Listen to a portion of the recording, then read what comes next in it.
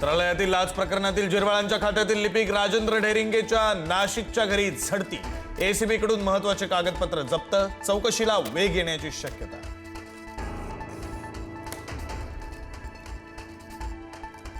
मंत्री नरहरी झिरवाळ यांच्या खात्यामध्ये पुन्हा खळबळ। झिरवाळांच्या 2 सचिवांनंतर तिसरे सचिवही संशयाच्या भोवऱ्यात। नंदुरबार खाद्यतेल प्रकरणातील पुनर्नियुक्ती रोखल्याचा आरोप। नवीन लायसन्ससाठी हजारोंपासून लाखांपर्यंत पैसे मागितल्याचा आरोप। शनिवारपासून नॉट रिचेबल असलेले मंत्री नरहरी झिरवाळ आज घेणार उपमुख्यमंत्री सुनेत्रा पवारांची भेट। पुढारी न्यूजला विश्वसनीय सूत्रांची माहिती।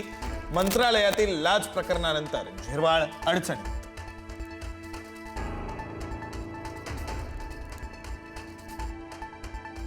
राष्ट्रवादीच्या आमदारांची आज संध्याकाळी मुंबईमध्ये बैठक। राष्ट्रवादीच्या राष्ट्रीय अध्यक्षपदाबाबत बैठकीत चर्चेची शक्यता।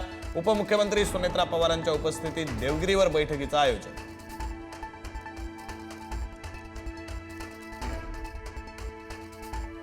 मुंबई महापालिकेतील विरोधी पक्षनेत्याबाबत आज होणार अधिकृत घोषणा। किशोरी पेडणेकरांच्या विरोधी पक्षनेतेपदी घोषणा होण्याची शक्यता।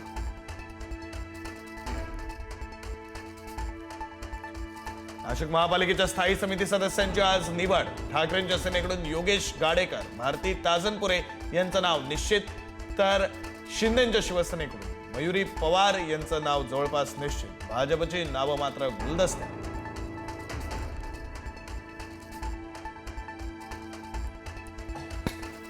भिवंडी महापौर पदासाठी अर्ज भरण्याचा आज अखेरचा दिवस। भाजप, शिवसेना, काँग्रेस तीनही पक्ष अर्ज भरण्याच्या तयारीत। कोणार्क आघाडी भाजपला साथ देणार का याकडे लक्ष।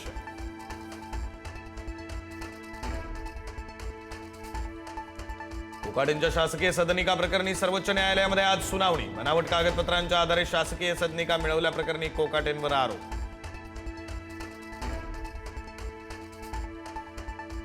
पुण्यातील हिंसक आंदोलन भाजप आणि काँग्रेसला भोवलं। दोन्ही पक्षाच्या प्रमुख पदाधिकाऱ्यांसह 100 कार्यकर्त्यांवर गुन्हे दाखल।